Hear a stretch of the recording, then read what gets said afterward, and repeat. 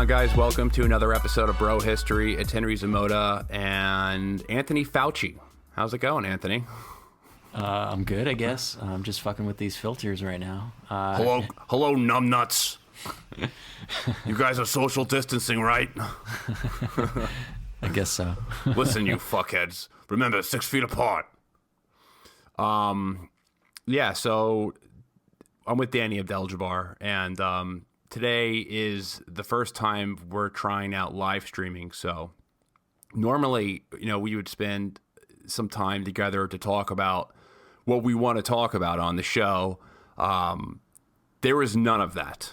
There was no Nothing. No prep, no brainstorming and how we want to direct the show today and what direction we ultimately want to take it. So this is going to be complete balls to the walls.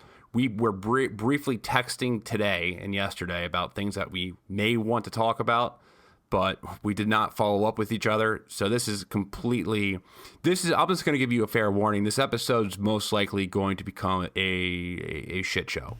Right. And it might be one of the shorter ones, too, because at a certain juncture we might run out of shit to talk about. This is definitely a prime episode that will turn into a shit show. So, but I guess, in these uncertain times, we're here to support you. How many emails have you received with that subject? Too fucking many. In these uncertain times. Too many. I thought I was being original at first, but I guess it was all copy and pasted from the same Mashable article. Does that website even exist anymore, Mashable? I don't know. I don't go on that website. I used to go on it all the time. Yeah. Like when back in the day, but I don't even think that, because that whole, I'm pretty sure all of those companies under, was it Gizmodo? They all went bankrupt, right? I have no idea. Or they all had massive layoffs. I know, like College Humor is no more. What are some of the other ones? College Humor. Fuck, why am I drawing up a blank right now? I think The Onion is owned by Clickhole, I believe it is. Whatever. I digress too much. So, yeah, this is going to be on YouTube. Hopefully this works out. If it does work out, you can see that Danny Abdel-Jabbar looks like he traveled over to Syria to go help and join the moderate rebels over there. Moderate rebels. I haven't seen. Yeah, Danny is a moderate rebel, as you can see. I haven't seen Danny face to face since all this shit went down with COVID-19, and so I'm growing a COVID beard. He's growing a COVID beard. He decided to not shave at all for, I don't know, how long has this been? Well, I guess technically speaking, I haven't shaved since like November, but I definitely haven't shaved since quarantining. So no trimming, no nothing. I'm au natural. Well, you look like, oh God, there's so many inappropriate things. I'm just gonna say give me one. I'll give you one. You get a pass at one. You look like I already said moderate rebel. You look like, all of my things are going to be somewhat offensive, so I'm trying to refrain from digging in too hard. I'll give you one. What? So this is for the the folks out there that watch Drag Race. I'm serving jihad daddiness right now. So there you go. Who's that? No. It's just a play on words. Jihadi, daddy, jihad daddy. Jihad daddy. Yeah. What does your girlfriend think of this? She likes it. She's cool with it. She's so used to already that she's just like, whatever. Yeah, I'm letting myself go. I had a beard. I had somewhat of a beard over the past week, but once I get that stage of where it starts actually turning into a beard and it gets itchy, I go fucking nuts and I have to shave it. Yeah. But yeah, I guess let's talk about the things that we were briefly texting about. So I guess the biggest news as of today is Bernie Sanders dropping out of the race. R.I.P. Now, R.I.P. Bernie Sanders, and this is pretty much expected. At least I thought it was expected at this point. I will say, though, my predictions about this primary we're wrong. Yeah, same. I predicted I predicted Bernie Sanders to win the primary. I thought it was going to be Trump and Bernie. So I was wrong. I realized I was wrong as soon as Super Tuesday happened, and I realized why I was wrong. I underestimated how unpopular he would be in red states, in southern states and Midwestern states. I completely underestimated that. So, yeah, he's out. I know a lot of progressives that I know are upset over the entire process. I think they feel that it's kind of, just from what I've heard from them, they feel like this is kind of an unclimactic type of ending for his campaign. And they're also kind of pissed off at him as well, because they feel like he didn't take this campaign too seriously. Now, I know that I am a Bernie Sanders supporter, and I don't share those views. Yeah, so I'm curious to hear what your view is on this, because I'm just talking about, this is anecdotal conversations that I've had with other people. So yeah, what do you think of this whole election cycle as a Sanders supporter? Yeah, so here's what I think. I think that, just before Super Tuesday, we had a bunch of moderates dropping out, namely Buttigieg and Klobuchar, and they did that kind of strategically. I don't know if they were in contact with the Biden camp, or if the DNC, generally speaking, told them, like, you need to bow out, or what the case was, but they did that kind of in concert with one another, and they supported Biden right at that critical moment, whereas on the opposite side, and that's more like the moderate wing of the Democrats there, right? Whereas the more progressive side of the Democrats are, Bernie Sanders or Elizabeth Warren, right? Elizabeth Warren stayed in the race, for that Super Tuesday and for the following one, right? And effectively, she cannibalized a lot of those progressives that would have otherwise voted for Bernie. Now, something to remember is that, if you did crossover polling, basically looking at, all right, who's your top choice, who's your second choice, and you looked at Bernie Sanders and Elizabeth Warren, they were interchangeable, right? So those voters were the same, and, she got a decent amount of votes in a lot of places where Bernie lost, right? Now, if you break down the math, like go really deep into it, Biden still took a lot of those deep states, like South Carolina was his without a doubt, right? But there were many other states where they came close, and Biden, really scooped up a whole lot of delegates there. And that delegate lead, starting from the first Super Tuesday onward, really became harder and harder for Bernie to pull ahead from. And, after Elizabeth Warren left, she didn't explicitly support Bernie, so that was another blow to Bernie. I think if she would have, I think perhaps more other progressives would have, jumped on that camp.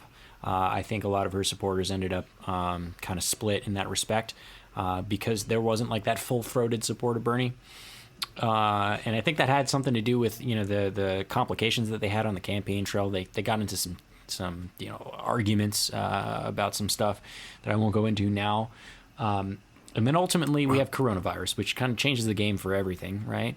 And now people aren't voting as much, right? And even states like Wisconsin, as an example, they got blocked from moving the primary, so they still have to vote with social distancing. I saw like a video of it, and it was like a super long snaking road, for like what looked like a quarter mile of people standing 6 feet apart from each other just to go vote. And I forget what state this was in, but I just caught it on Reddit, and I can imagine that's the scenario in the places where, the voting wasn't delayed, and where the voting wasn't shifted to a mail-in ballot or absentee ballot voting. So that's kind of a long-winded explanation of the setup. Now kind of my opinion here. I disagree with disaffected Bernie voters who think that, they're disappointed with him. I watched his thing today, and I think he made a pretty pretty strong case for the movement that he's built. Namely, and one thing I had to remind my mother of today is that just because Biden is the presumptive nominee, and just because he's the only one still technically in the race, doesn't mean that he's automatically the nominee. We still have to, I believe by the Constitution, vote. Right, we still have to vote to get that nominee, and Biden still needs to pull in the 1,250, I forget exactly how many delegates it is that he needs to actually get there, and he doesn't have that yet, right? Many states, some ones with a ton of delegates have already pushed their voting ballots, like New York as an example, New Jersey, another big one, right? Have delayed their voting until later this summer. And it's going to be kind of awkward when, if Bernie supporters remember that they can still vote for Bernie because he's still on the ballots in all of those places, in all the states that have yet to vote. So I think the play that he's going for there is, namely, keep voting for me, right? So that we can scoop up as many delegates as possible before the convention, if the convention even happens. They might do it digitally. Who knows? I'm hearing some stuff about that. But the point, though, is at the convention, yes, without a doubt, Biden's taking the nomination. But the party platform is set based on the delegates that are awarded. And if a bunch of delegates are awarded to, Bernie Sanders or just progressives in general, then the tone of the election and the tone of the campaign strategy and the tone of the Democratic Party in general will be at least leveraged by quite a bit for that progressive agenda. And I think the way that he bowed out, he made very clear. He said, I'm still on the ballot. You can still vote for me. I encourage you to. And he's going to support Biden one way or the other, but not until after the convention, after they've had an opportunity to have a seat at the table to discuss progressive ideas in the Democratic national platform. So I disagree with those disaffected Bernie voters. I'd urge them to rethink their position here. I'd also urge them to just do math, right? Bernie, enjoys the support of a lot of people, and Bernie Sanders supporters don't do math. Well, the Yang supporters do. So maybe we can get some Yang supporters to, spin up some spreadsheets here. But as a math guy myself, the math just wasn't there for him to win. It certainly was there to be a spoiler for Biden, and maybe it could have been. In the most extreme of circumstances, it could have been a split convention where no candidate got the required 1,200 whatever delegates to automatically get the nomination, and that would have been awkward. But you have to think about it pragmatically. There was no path, and a lot of things happened that pisses me off and probably pisses off a lot of Bernie voters. But you just have to be pragmatic about it. This was the best way forward. And if you care about Bernie's platform and if you want progressive stuff, then vote for Bernie. You can still do that. And then just, I guess, vote for Biden in November, unless something catastrophic happens between now and then, which fucking coronavirus shows us that we should expect all of the unexpected. So, who knows? I mean, right now, Boris Johnson's in a critical care unit as we speak. That's correct. So but he is not on a ventilator, though, I've heard. He is not on the ventilator. I think that they just took precautions because his symptoms were getting worse. I don't think he's in critical condition. If he was on a ventilator, that would be 24/7 world news. If the Prime Minister of the UK had a significant chance of dying to this virus. But from what I've heard, it doesn't seem... It's not... it's serious, but it's not that serious where they think he's going to die. However, it does show you that this has the ability to knock out candidates. This knocks out world leaders, and the reason why this is. I mean, you know more about this than I do, but I mean, these guys are traveling. I mean, that's my hypothesis of how all these world leaders and how these politicians were getting this in the first place is because they're on planes all the time and they're meeting with a lot of people and they're just out and about, and they have way more of an opportunity to be exposed to these types of things. Strikingly, imagine Trump doesn't have it. Well, no, Trump has it. How do you know he has it? It's just making him stronger. Oh, Jesus Christ. It's making him stronger. He already has it. He just can't hurt him. Well, he's probably been chugging that I've hydro. never drunk in my life. Hey, okay. He's been chugging that hydro clock, that fucking chemical shit, the malaria drugs that he was, trying to sell to the country. Something I heard interesting with a side tangent. Someone told me this is complete bro science. So take this with a complete grain of salt. And I don't know too much about the subject, so don't look at me as an authority. However, someone told me that down in southern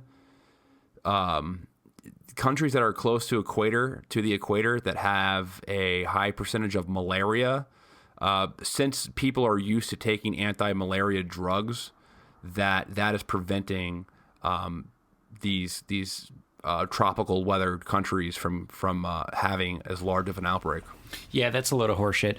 That's what I expected. I expected it to be horseshit, but that's just someone said to me. Yeah, that's a load of horseshit. So here's the thing about that. So there are South Asian countries, Indonesia, Thailand, places like that come to mind, where they're having pretty bad outbreaks as well.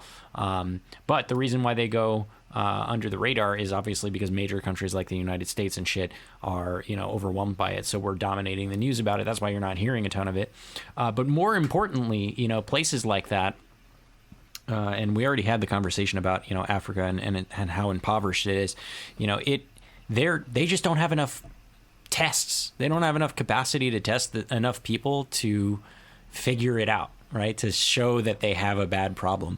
And I think what might be a good segue to something I wanted to talk about is Hungary, right? So Hungary's going nuts right now. Hungary's not a third world country, and they're also not a tropical country, but they are experiencing a similar issue right now, and they're not a first world country either. No, they're not. But they're experiencing a similar issue, right? Where coronavirus is ravaging most of the world, definitely Europe, and they're only reporting 700 cases there. But they've only tested 20,000 people, right? And so what's crazy about Hungary is the fact that they're not able to, accurately report on the spread in their own country. But more importantly, the fact that their president or prime minister, let me look at this shit because I had it up a second ago. I don't want to get his name wrong here. Jesus, I have so many fucking tabs open.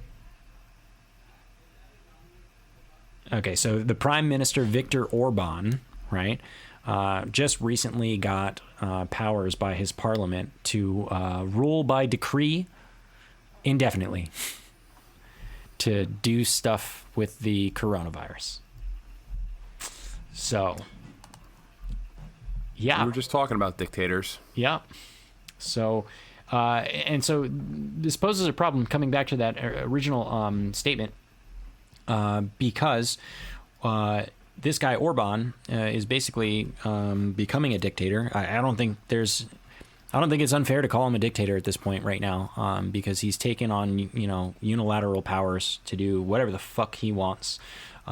Couple of things that he's doing is he is cracking down on media that they consider to be fake, that is harmful to the effort against coronavirus, right? So can you imagine how, political dissidents writing things about, the response might not be favored well. So now he has unilateral powers to just shut that down. He has now powers to overrule local municipalities and their leadership. So mayors, and I don't know if they have governors or not, but I read about mayors that he is basically overruling and taking over their cities to do anything he wants, and it seems based on the reporting here that he is going after cities that are specifically headed up by his opposition party. So they're jailing people apparently. The Roma population, for those who don't know what Roma are, they're kind of unscrupulously called gypsies. They don't like that very much. I don't think that's PC either, but just for some context, that's who Roma people are. Roma people, they're all over Europe. They're pretty nomadic, but they're, some of the most They impoverished. try to pick your pockets. Well, I won't go there. I've had bad gypsy encounters. All right, you can't use the G word though. I was using it for You can use- content. Call them You Roma. can use the gypsy. You can use the gypsy word. All right, whatever.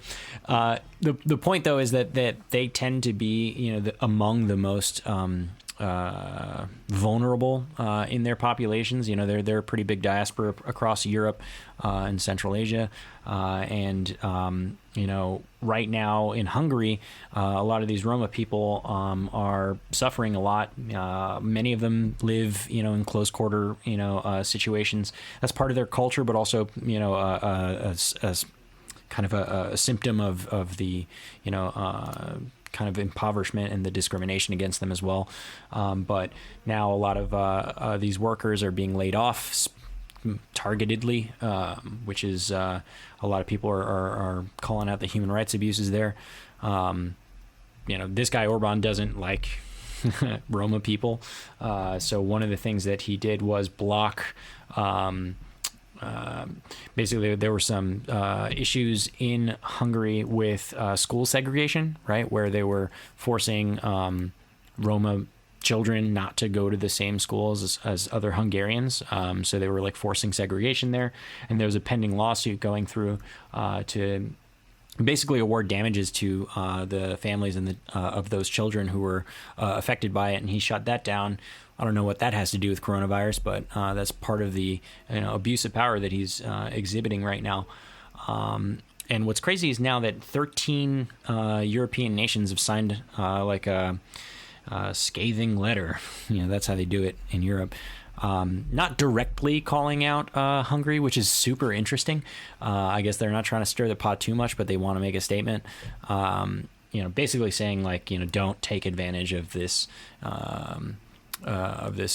pandemic to, scoop up, political power, right, and politicize this. Notably, Austria is not on that bandwagon. They want to keep kind of diplomatic ties with them. Austria and Hungary have been going, they go way back, right? From the Habsburg Empire, I think they were sharing monetary policy up until like 1913.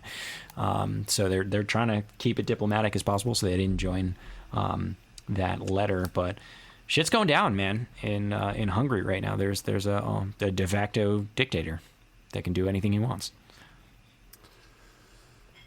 I will look on your treasures, gypsy. I love Borat. I love Borat so much. Do not trick me, gypsy. Give me your tears. Very nice. Give me your Oh man. That movie was so problematic, but I fucking loved it so much. It's just so problematic. so funny. It's so problematic. I thought all of his films are really, really funny. Yeah. But yeah. I kind of dislike him. Really? As a person. Really? Outside his, like, I think that all of his work is very funny. I just think he's a hypocrite. He made a living, made this career off deceiving people. And he was at a speech there was a speech about him talking about fake news and stuff, and like how you have to start removing fake news. I just think he's a fucking hypocrite. But it turned me off because his entire career was based off deceiving people. Yeah, but for satire, not for like deceiving people to deceive people, for yeah, it was. malicious I mean, intent. deception is deception. You're acting like you're someone else. You're actively trying to embarrass people on your television show or your films. Like, I get it. I don't think I don't think there's that much wrong with the comedy. I think I think they're all very funny. Like, I think Borat and Bruno are both hilarious.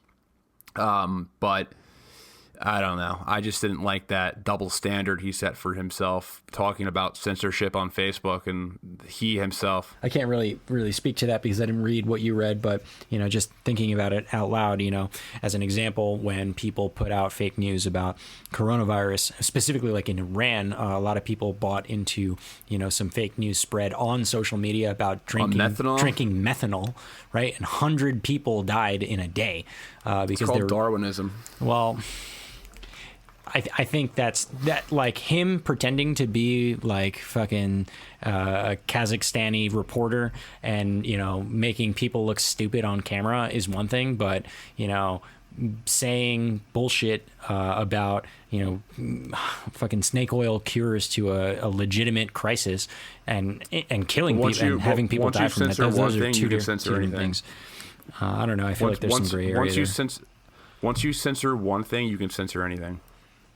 I don't know. That's the problem. There's some gray area there. That's the issue because once you cross that line, anything can become wrong thing. Even though if something is really stupid that comes out, like there's a lot of pseudoscience, there's a lot of pseudo drugs that don't work.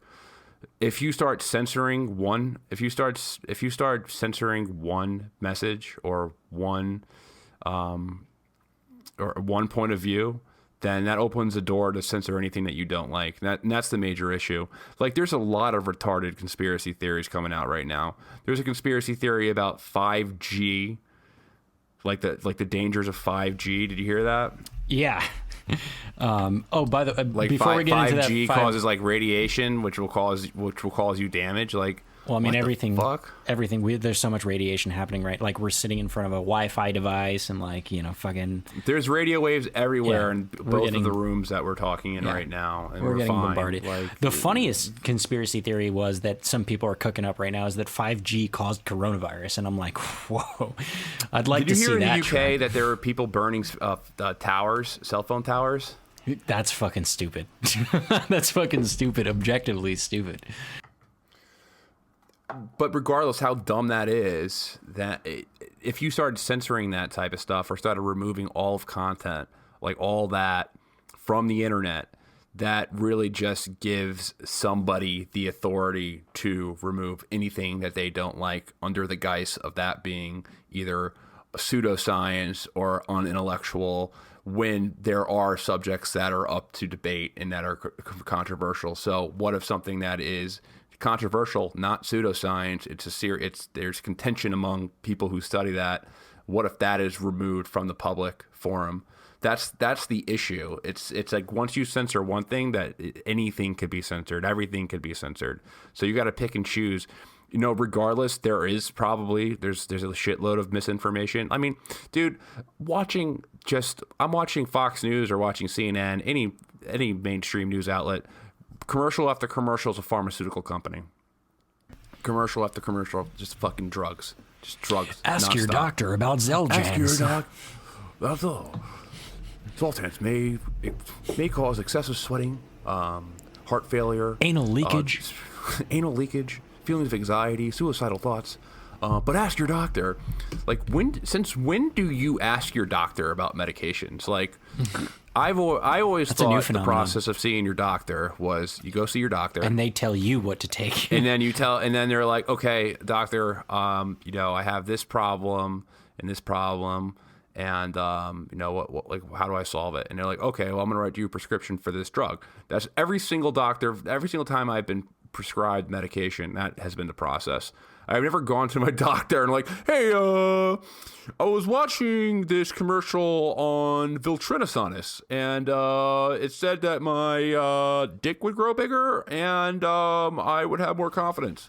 Man, this is actually just it's a loophole. So like the relationships that doctors and pharma companies have is problematic to say the least. But they can't directly say you have to prescribe these things, right? So, but what they can do is they can market to the patients, and if a patient requests it, then they're like, oh yeah, we can give you that, So it's like it's a loophole. It's a marketing loophole to get people aware of the drug, because they can't directly force a doctor to like fucking sell it or have them sell it exclusively, right? But if the patient asks for it, then it's totally fine.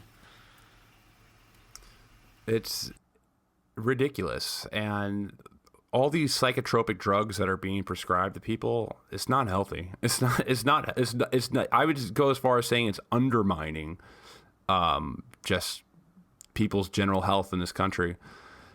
So, I mean, you have that going on. And then on the other hand, you do have pseudoscience that's being pushed, man. Like, I go on Facebook. I don't go on Facebook hardly ever. And the reason why I don't go on Facebook is because, frankly, the political venom that's on Facebook is just way too much between the people who I'm friends with. Just, I catch like just ridiculous statements all the time from the right and the left, from both sides, just like incorrect, false, objectively false statements about just either culture or domestic or political issues all the time. And,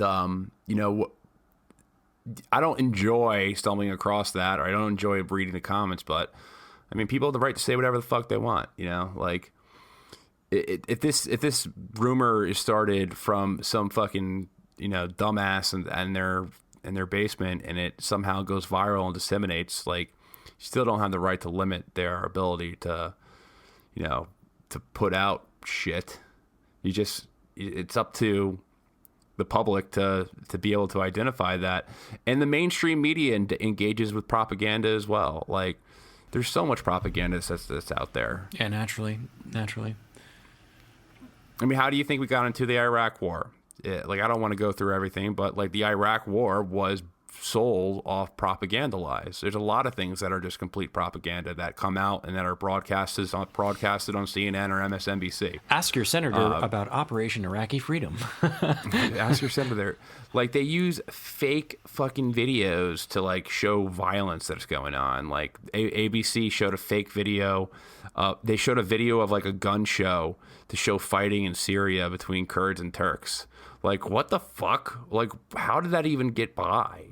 Like, how does that not get fact checked? Kind of like how there was a big scandal. The Hallmark thing that we talked about last episode. With Benjamin Netanyahu showing a Hallmark video of the movie Pandemic. I don't even know what this movie was. It's a Hallmark series or show or whatever, saying that it was evidence that Iran was hiding bodies or that was making mass graves. Like, are you serious? Jesus Christ. I mean, everything in the Iraq War was a deception. All of it. Everything from the yellow cake uranium to the chemical weapons labs to the labs underneath Saddam's palace to just pretty much everything that was disseminated from the New York Times between the years like 2003 and 2006 was like a blatant lie regarding those wars. And that's fucking propaganda. Judith Miller went to jail. Like, it's a thin line because everyone engages in it. You get people who have these dumb, stupid conspiracy theories go viral. Yeah, that's a negative thing. But in the long haul, if you start censoring these people, it just opens a door for censorship of basically everyone. And those people are still going to talk those people are still going to put out their misinformation regardless. Like, they congregate, if like someone feels like they can't say something on one platform, then all of the people who feel censored will get together anyway. And then it becomes even more dangerous because they're not even getting any other, they're getting no sunshine. Like, there's just a bunch of them talking with each other, and there's no counter argument to kooky conspiracy theories. So the best policy is sunlight, because we see something on flat Earth, the first thing we're like, this is really dumb. Who could believe it? All right, we can debunk flat Earth with simple third grade science. And that's why that's important to be. That's why it's important for that type of stuff to have sunlight, so people can debunk it. Because like, what if these claims about, I guess, pseudo medications that would potentially cure pseudoscience. Excuse me, cure. I would love for a coronavirus. medication to cure pseudoscience. That'd be great. The cure coronavirus. What if those didn't go viral? Then no one would debunk it, and then there still could be people who are still engaging Drinking in methanol. Drinking methanol, and like, you know what? I've learned a lot of like, so like in the fitness world. So like all the vitamins that you can purchase at at a GNC or a vitamin store that are advertised for gaining lean mass, increasing performance. Bone broth. We got the bone broth. Bone broth, get yourself big.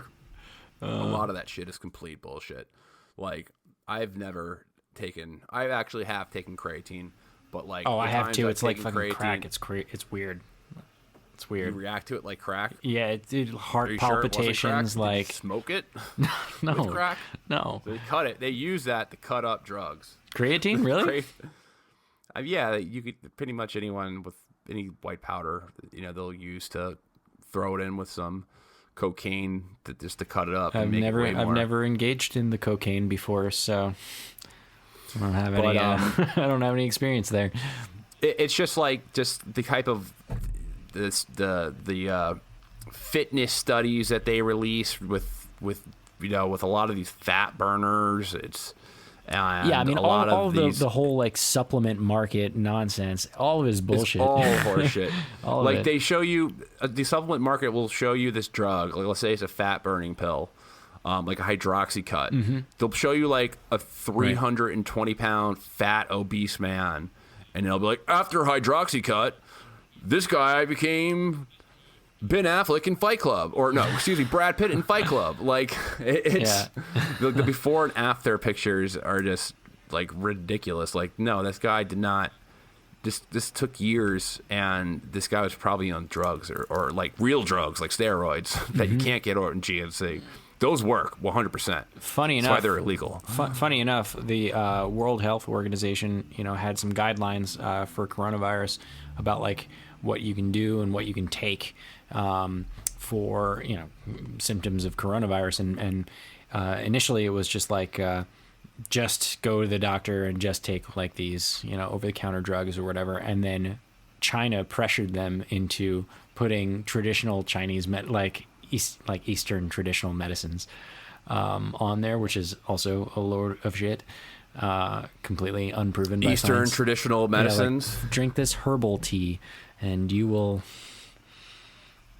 become rock hard. I don't know, Listen to who is a fan? Who is like that? It was like this middle-aged famous Chinese singer. I think her name was like Fan, or maybe this was just from South Park and I'm making this up. I'm getting this confused with a real person. That's likely. Because I thought they were parodying it off somebody else, but yeah, that's ridiculous. Like, listen to take like herbal medicines to heal yourself. Are you a South Park fan? Yeah, man. You ever see the episode where they everyone gets SARS in South Park? I didn't see this episode, but tell me more. So it's very funny. So they do like a complete role reversal between Native Americans versus like white Midwesterners in Colorado. They do a complete reversal of the roles. So the Native American tribe has a booming casino, and they want to build a road through South Park. So they purchase up all the property, and they say that they're going to demolish it to build their home.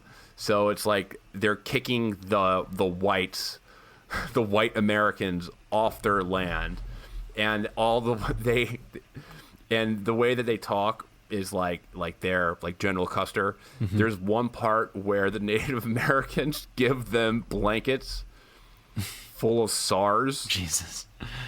To get them to try to they gave him a pox blanket, basically. What there's some generals used to do to Indian tribes. Mm-hmm.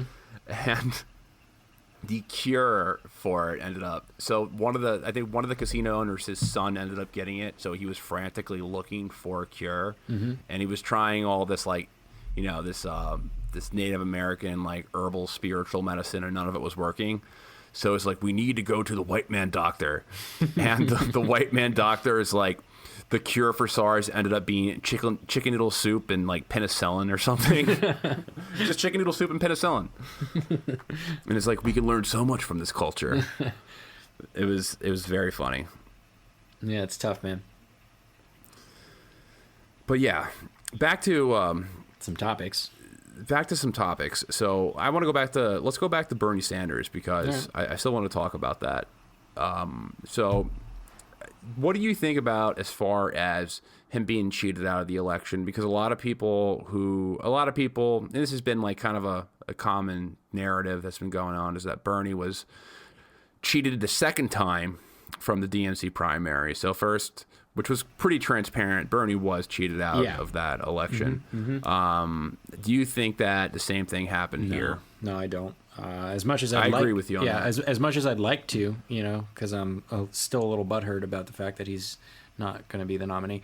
No, he wasn't cheated this time around. He lost mostly fair and square. There was, I pointed out a bunch of factors in the beginning. I think what really did him an injustice this time around was that he was so damn popular in the 2016 election cycle, and his ideas became so damn viral that he wasn't the only one talking about him this time around, and there were people that were pushing even farther to the left.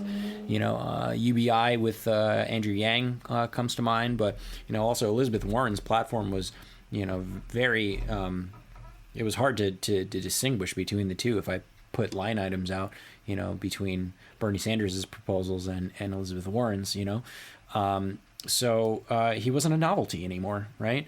And I don't know. I think the majority. Bernie Sanders said this today in his speech. He said, we're winning the ideological battle, the ideological war.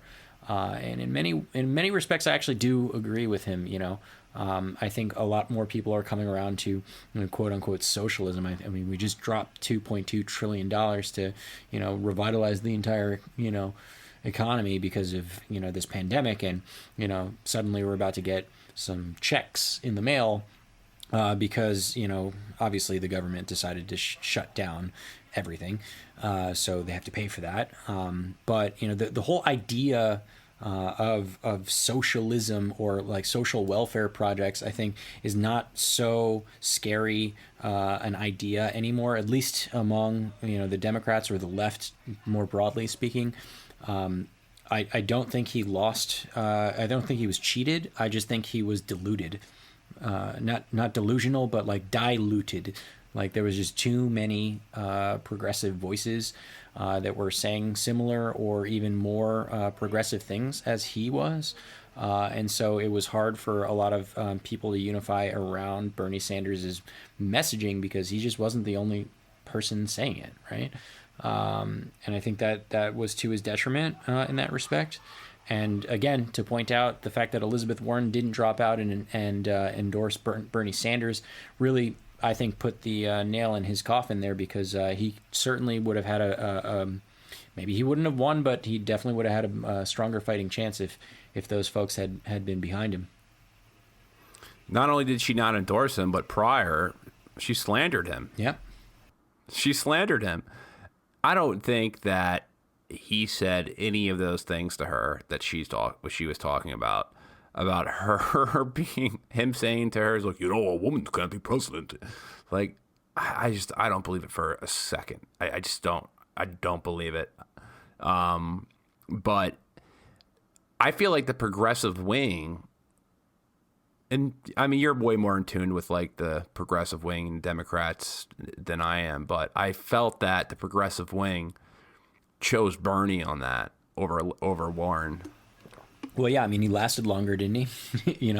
He lasted longer, but also Bernie didn't have the same amount of public embarrassment that Warren had. Like Warren went through, I honestly thought that Warren was going to be a legitimate nominee. Yeah. Prior to the DNA scandal.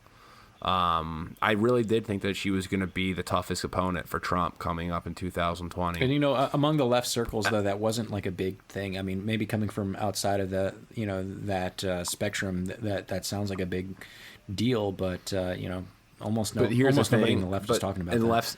And the left circles are not the majority of the Democratic Party. Right, of course. Like, it's not the majority. Like, these elements that are really progressive, they're just a minority. I would say they're a minority. I think a lot of the people who Bernie supported were more so populist rather than just straight up progressives, right, who agreed with a lot of the issues that he was trying to solve, but weren't necessarily like devout like progressives or leftists or anything like that. Right. So, and to that point, again, there was just so many people, you know, eschewing populist messaging, right? Specifically left-leaning or progressive populist messaging, that, you know, it's, you know, there were the people who went to the Warren camp, the people who went to the Yang camp, the people who went to, you know, the Bernie camp, among others, and, you know, there wasn't any unity around there. So, you know, to answer your question again, I don't think he was robbed this time around. That was the political landscape. The numbers. I think that this. I'll be completely honest. I think Bernie Sanders was perfectly able to lose this election on his own, without being cheated. There's no evidence of real foul play. The only thing that you could say is that all of those candidates dropped out together and then all unanimously endorsed Joe Biden, right? Which is suspicious, but it's not like it's not like illegal or like wrong, but you know. But that makes sense for their own political aspirations. Right. That's not a. It's like a DNC platform thing. You know? Yeah, like a DNC corruption case where it's very warranted in 2016 what happened at Bernie. Right. There was clear corruption in the DNC. I didn't see any evidence of foul play between Bernie and Joe Biden. You can pull that back to, I guess, that whatever gizmo tech gadget in Iowa when Pete Buttigieg won. Right. But, you know, we talked about this. I'm not convinced that there was like intentional foul play on that either. No. To be completely honest. No, that was a mistake, you know. Yeah, it just seems like it was more so of a mistake rather than some type of you know, machination to it certainly wasn't the Russians, let's put it that way. Yeah, it wasn't the Russians. No, man. So it's weird. It's interesting though, because I know a lot of this just happened, so I'm still gathering feedback from progressives. And we can find out in a month. Feel about this. We can find out in a month that actually the DNC conspired with Pete Buttigieg, Joe Biden, and Amy Klobuchar to like get that done, to like kill off Bernie's chances. Hey man, we might it's find possible. that out, you know, like, but you very well may. I wouldn't put anything past the DNC. Like, let me just say that. Yeah. Like, I wouldn't put a thing past them. So if someone came and was like, "Hey, the DNC did all this fucked up crazy shit on purpose," the Sanders on purpose, I would 100% believe you. But just so far, like a lot of the evidence that there hasn't really been any hard evidence to suggest that the DNC has been trying to I mean, a coup isn't the right word because that would insinuate that he was in power, but to try to really throw a rock in his campaign trail. I mean, come on, Bernie Sanders was the star. He had the highest, besides Joe Biden, he had the strongest branding power out of anyone in the field. It was Bernie and Biden all the way. Everyone was able to really pick that out. Like, of course, there were some candidates who had their ups and downs. Like Kamala Harris had her up, and then she farted down all the way down below when Tulsi Gabbard shoved her in a locker. Right. And then, funny enough, Gabbard recently, as recently like a few weeks ago, dropped out. Which I was like, oh, you're still in this? Which is funny. I wish she was still in it, but I mean, it really made. She has like one delegate. No, because they didn't allow her on the debate stage, and she technically was allowed to be on the debate stage because she had a delegate. So it forced the DNC to break the rules to not let her speak on the debate stage. Right. I mean, That's I would why have loved to thought it have was heard important. from her too, frankly, just because, more voices, the better, And Tulsi Gabbard will have.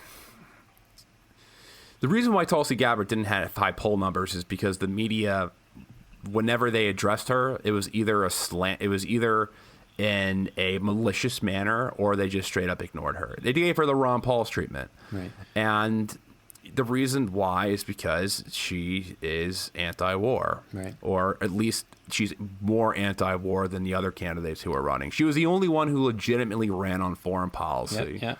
And I mean, the mainstream media did the same shit, but with a different flavor to Andrew Yang. I mean, what was it? MSNBC was calling him like John Yang or like some random shit. Like they weren't saying his name right. They weren't including him, like.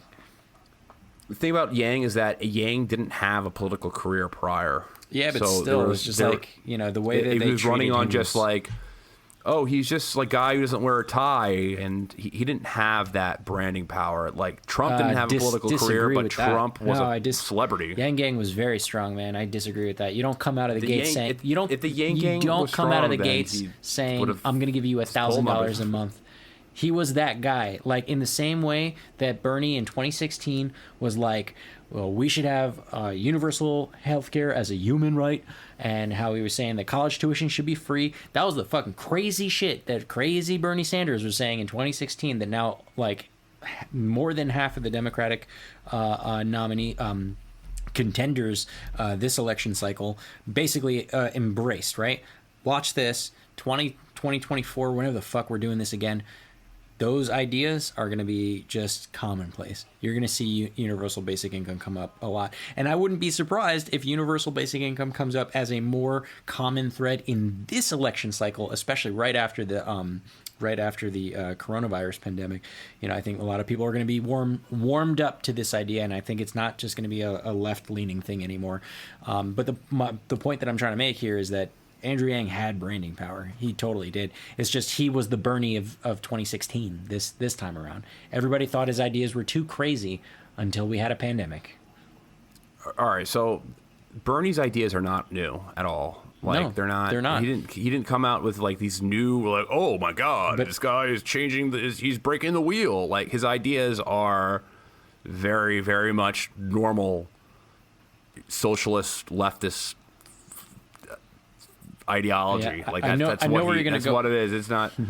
It's these are not new ideas that were interjected into American politics. Neither is universal basic income. There's always been a progressive movement in the United States, and Andrew Yang.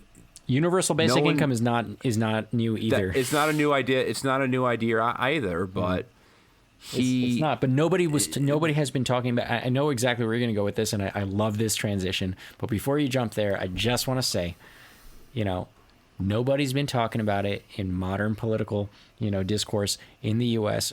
In our two-party system. Nobody was talking about universal basic income, and certainly in 2016, nobody was talking about universal health care or universal college tuition as a human right, as Bernie says. Nobody was talking about it. These guys are bringing it back up, but please do let's read a little bit of what I know you want to talk about. So I was just like thinking about Sanders' platform, and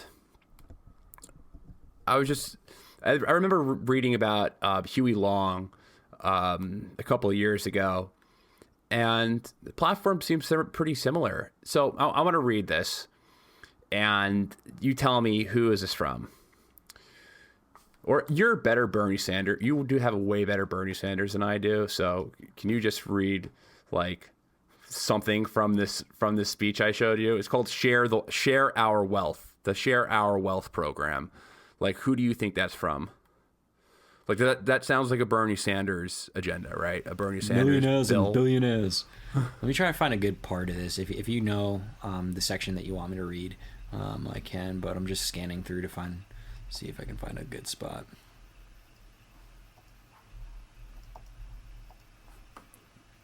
I just casted you something. Hold on. So back in the 20s and 30s, there was this. Okay, I'll read it. Yeah, okay. All right, you go ahead, read it.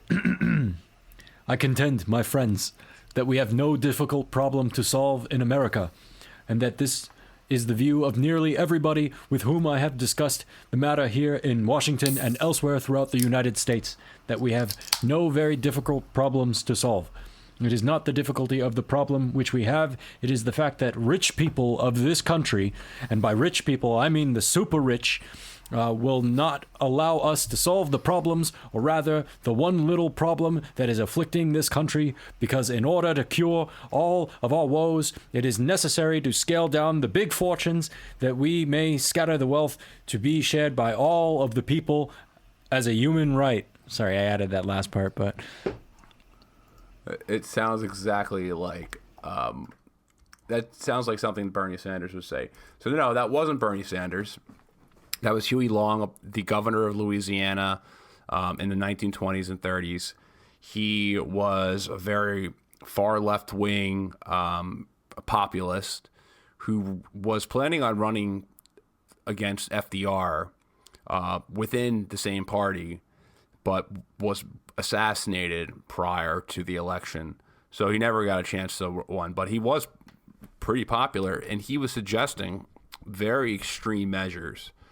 So we're talking about measures that are more extreme than any progressive that's in Congress right now. Yep. So the tax on the wealthies and the capping personal fortunes bit is crazy. Do you want to read that first part all the way to the top? Sure. Where is that? I'll just do it. Fuck it. You just read. Yeah. It. So Long proposed capping personal fortunes at $50 million each, and that's roughly $600 million in today's dollars, through a restructured progressive federal tax code, and sharing the resulting revenue with the public through government benefits and public works. In subsequent speeches and writings, he advised his graduated tax levy on wealthy over $1 million to cap fortunes at $5 to $8 million, which would be $60 to $96 million today. So basically, what he was proposing was, well and beyond even what like Elizabeth Warren says, like 2 cents above your, 50 millionth in first dollar or whatever the fuck her plan was. No, this is like explicitly saying, capping personal fortunes to the equivalent of no more than $600 million today initially, and then bringing that down by like a factor of 10 to somewhere around $60 to $100 million. So I don't know how he proposes this. It says a graduated tax levy. So I assume that if you're, making, income beyond $60 to $96 million, you would just pay 100% tax on that. I don't know. So yeah, a wealth limit on $10 to $15 million. So all revenue that you're making over 10 to 50, or all profits that you're making over 10 to $50 million is confiscated by the government. And redistributed. He also makes like a biblical, like a religious call for this too. So he says, what can I say here? Before I get into that, he was saying, it is that right of life, my friends, when the young children of this country are being reared into a sphere which is more owned by 12 men than it is by 120 million people. So that was the population at the time. But talk about like the 1% line here, 100% what Bernie is saying, has been saying. But go ahead. Oh, but do you know the poverty levels in Louisiana when he grew up? I don't. In the late 19th century, early 20th century? I don't, but I can imagine. The American South, especially in areas like Louisiana, were impoverished like a third world country. Like, they were impoverished areas. So it does make sense that a left-wing populist would come out of the progressive movement of that time and have appeal in a highly impoverished place. Like, it was very, very, very, very, very poor in many southern states at this time.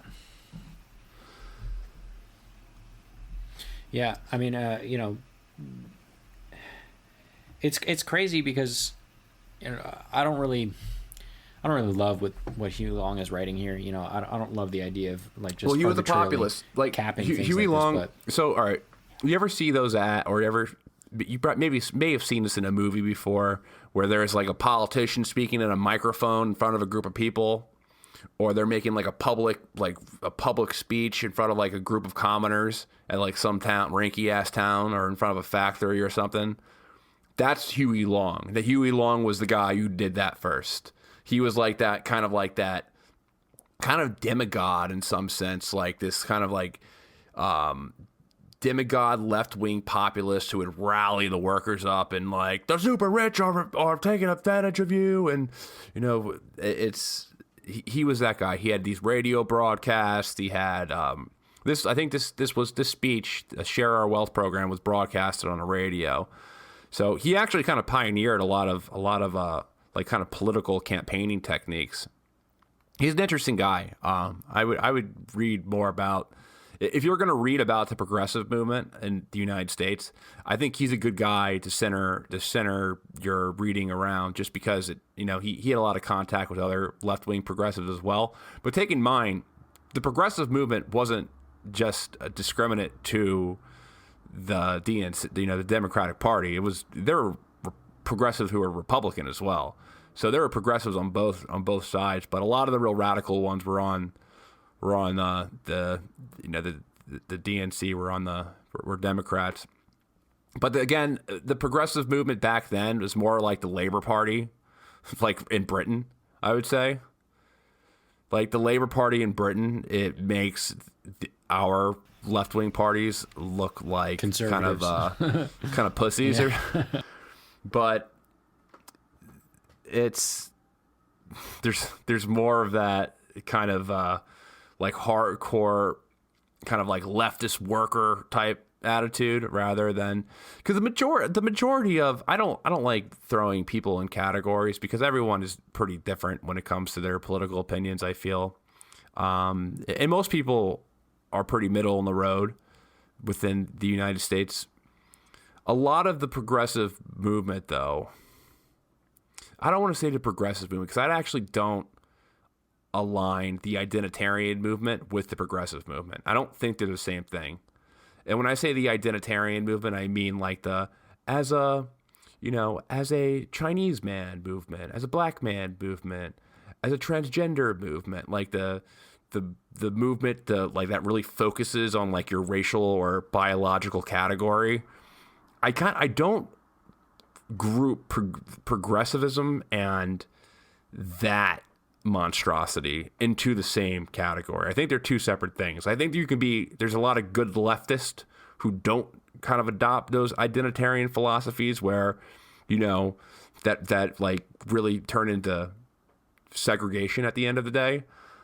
But there's a lot of crossover, if you know what I mean. Like there's a lot of like hardcore progressive lefties that kind of hold those like identitarian values at the same time. And when I say a lot, I mean like enough to make noise on Twitter. Like, I don't think this is the majority of people who support Bernie or who consider themselves progressives or consider themselves left, who kind of adopt like that toxic identitarian ideology. But it's interesting. I don't know if you have any feedback on that, or if you completely disagree with what I just said. I mean, I don't completely disagree with it, but I kind of get what you're saying. Like people are nuanced, right? Yeah. And that's why in a certain respect I agree with the identity politics, because once you start your sentence with "as a blank American," continue on, right? You kind of pigeonhole yourself into that, and you also kind of paint with a broad brushstroke among that entire population, as if you speak for that population, or as if what you're saying is representative of that entire population. However, on the opposite side of that spectrum, there are very large commonalities that I think have merit, right? So as an example, if we want to talk about coronavirus for a second again, here in New York City, the coronavirus happens to be killing Black and Hispanic people disproportionately, right? And it's not because of some like genetic traits or something like that. A lot of it has to do with, you know, the access to quality healthcare that these people have, and it's, you know, it's kind of a systematic thing. So if I were to say, as, you know, as half Hispanic, you know, as a Hispanic person, I have great fear about the coronavirus because it is disproportionately affecting my community, you know, I'm not wrong in saying this. And then there's some validity in, you know, using that as a blank American statement, you know, but it is a fine line, you know, and there is a lot of nuance. And I think everyone should exercise a whole lot of caution when they make these kind of statements, you know, and that's why I think when you and I have these conversations about our own political opinions or about our commentary on certain things, and we try to say, oh, well, you know, Danny, you're kind of a lefty. Tell me about Bernie. You know, like we try to dance around labeling ourselves and labeling our identity so that we can decouple that from just the message that we're trying to espouse. And I think if people focus more on the messaging and less more about the, you know, the identity or the bucketing, I think it would make a stronger case without sacrificing some of the obvious truths that go along with, you know, some of the arguments that can be made with identity. Well, a big problem with like a lot of the political spectrums and a lot of political commentators, unfortunately, this is why I listen to very little political content on like outside of our podcast. There's only a handful of people I really like to who I really follow in terms of like podcasting. But the reason why is because, you know, how many people in 2016 made their career either on the right wing or on the left wing, and they made their career by creating straw men of the other side and just bashing that straw man. Like you'd see it on the both. So the right wing, which I've been more kind of a part of, or I've kind of seen the ins and outs of how like the media circles work. They are, you know, how many fucking YouTubers are like, they make anti-social justice warrior videos all the time. And even people who were not on the right saw that that was a cash cow, and they jumped in and started doing the same thing, where it's like a video's like AOC and the aggressive left and the social justice warrior safe spacers are taking over the country. They need to get a job. You know, these dumb millennials, they want everything for free. You know, it's like, there's a lot of people who made their career just doing that, like creating this straw man. And people do exist like that in this country. Like, there's no doubt about it. But it's like a very small percentage of Americans, and it's a small percentage of people on the left. Like, I have a lot of friends who are liberal, who are progressive, who are, you know, they do care about that stuff, but they're not getting offended by like inappropriate jokes I make, you know, like, you know, you never get offended by jokes I make. Like, there's very few.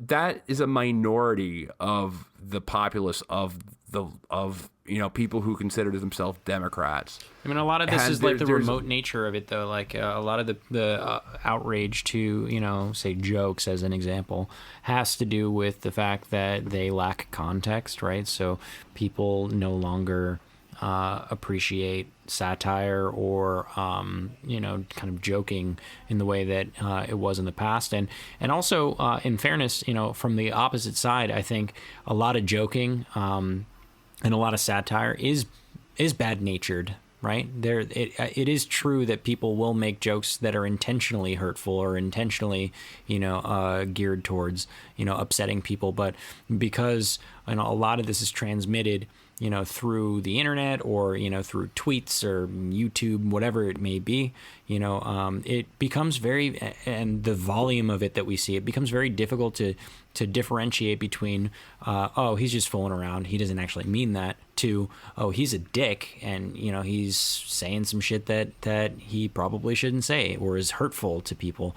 And, you know, we have to be mindful of a lot of that shit. Like in one respect, I'm like, you know, I was saying before, I love Borat, right? I think it's hilarious. It is very problematic, you know, and a lot of people are offended by it, you know. But I take it as, you know, just funny. I don't take it as mean spirited in that respect, but other people are entitled to feel the way that, to feel offended by it, in much in the same way that I might be entitled to thinking it's funny. Yeah, and the same thing happens on the right side as well. So, or the left will demonize the right. Like both sides demonize each other, and it's like the people who are who are in, either their media circles who are writing or really whatever, or people who are just very highly partisan. They'll create this straw man on the right where this person on the right is either a backwards hillbilly redneck who's racist and ignorant of everything, who just likes NASCAR and shooting guns, or B, this person is just like some wealthy stockbroker who lives in Manhattan who just cares about his own profits and that's it. Like those are both like kind of like these straw men that both political sides, they draw up with each other, and it's just dumb because like you're not talking about like the majority of the country. And even if you were, though, it's like, why do you want to pit like yourself, other Americans against other Americans? Like, that's not cool. Like, you should be friends with other people, like people from different political spectrums, and learn about why or how they came to those conclusions or philosophies. Like, it makes you a better person to open up your mind and, yeah. And you may change your opinion on stuff, man. I've changed my opinion on a lot of stuff over the past 10 years, 5 years. Like I've changed my opinion on stuff all the time, and some of it has been due to listening to left-wing people. Opinions change, people grow. You got to be open. You shouldn't strike down. Like the most important thing with political discourse is really just letting people feel or making people feel like their opinion matters, and not discrediting their opinion, even if they have one that you disagree with. Like, you should always let someone have their word in about how they're feeling about something, because if you're just like not empathetic towards them, then there's no conversation to be had, and that's just going to make that person angry and just feel, not included into the conversation. So I think that's like kind of a big mistake that people will typically do. Like, oh, you're just a racist right winger, or you're just a dumb left winger millennial who wants everything for free. Like, these are just they're stereotypes. Like, some of the hardest working people, I know lazy ass fucking right wing people who preach that same message about like lazy millennials, but you're a lazy fucking asshole. I also know really hardworking left wingers who earn everything they make. And the reason why they're left wing is because, they agree with like healthcare access and stuff like that, but not because they want free shit. And I know a lot of right wingers who hate racism with every bone in their body. They disavow racism and they hate segregation, and it's like you got to talk to people on an individual basis, right? And I encourage people to like break out of your bubbles. An experiment that I've been doing for I feel like a year now. I'm a big Redditor, and I used to subscribe only to your generic world news and all this other stuff, which is definitely left leaning. And I decided to subscribe to some shit that I wouldn't normally, peruse down. So like conservative subreddits, libertarian subreddits, very, very progressive subreddits, and I peruse through them, and every day I try to read at least one, top posted comment or article or something like that. And I'll read the article, and then I'll also read some of the comments of some of the things that people are saying. And while, 90% of the time I disagree, I have found some pretty awesome 10% of the time where I'm like, that's a really good argument. And I would have never heard that before if I would have stuck in my bubble. So, for me, it's Reddit, right? That's my social media poison of choice. But for you guys, I encourage you, try and seek out alternative thoughts and alternative ideas, and make a game out of it, right? You can sit there and just say, oh, fuck this guy, he doesn't know what he's talking about. But you do it enough and you'll find something that might surprise you, something that you might agree with. And I think you'll develop more empathy that way, and more open-mindedness. And I think that's what we need right now. And maybe your opinions will change on something. And when your opinions change, it's typically a good thing. Okay, like I learned more information about the subject, therefore my feelings towards it have evolved. And it's you should always be open to growing and looking at different perspectives rather than sitting in the echo chamber, because it ain't pretty going on Facebook sometimes. Jesus Christ, where I see people like, oh, Barack, it was really bad with Obama, at least on my Facebook feed. Barack Obama is a Muslim. That's why he's hiding his birth certificate. He's a Muslim. He's hiding his birth certificate. Okay. You could be an American citizen and be Muslim at the same time. Like, there are many of them. He was born in Kenya. He's not American. Barack Hussein Obama. That was like the worst stream of of that group. But again, that's a small percentage of people. I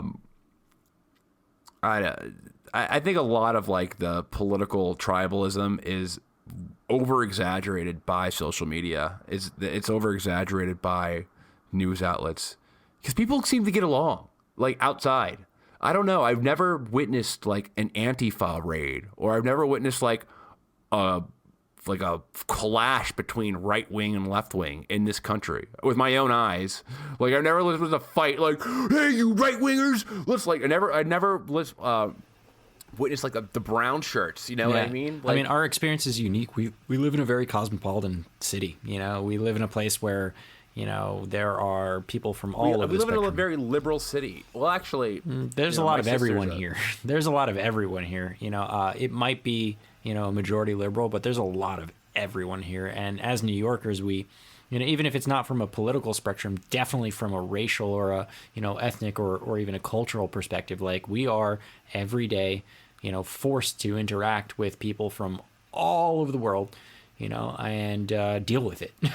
That's kind of the New York way. It's just like, yeah, you might not like something about someone's culture, but you have to ride the subway with them, so deal with it, and I think that that shelters us, you and I specifically, from those things. I mean, if we were living in North Carolina, as an example, or in Virginia, where they did where those brown shirts came out with the tiki torches and said Jews will not replace us. That shit was so overblown, though. It happened, though. That wasn't the full story. How it was portrayed. Mm-hmm. How it was portrayed on the media was horseshit. Well, so media aside, I've seen the video. I've seen videos of it. Like they no, actually that's true. did that. Those groups did come, but it started off.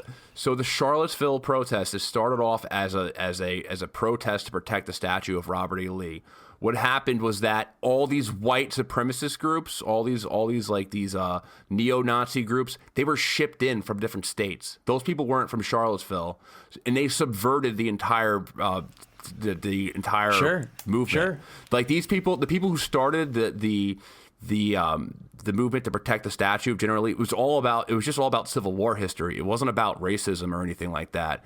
It was these people who were imported into this protest to cause problems. Right, but you were saying you've never seen that. People like Richard Spencer subverted those movements to make them all about them. Right, and they ended up ruining a bunch of these fucking people's lives. Well, be that as it may, you were saying before, like, I have never seen this with my own eyes, right?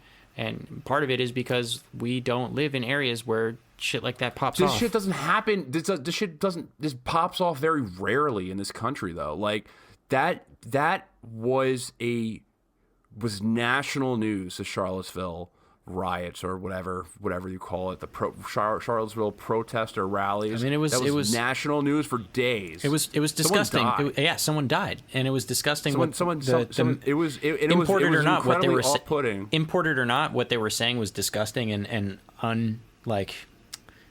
It was not. I don't know how even to put this to words. What those racists were doing and saying was unacceptable, and that's why it became national news, and I think for good reason. You know, it was totally and completely unacceptable. But what happened with that movement is that there were people who were legitimately going to that movement because they cared about Civil War history and they cared about protecting Confederate monuments, or not. They weren't. I mean, it's a Robert E. Lee. There's universities named after Robert E. Lee.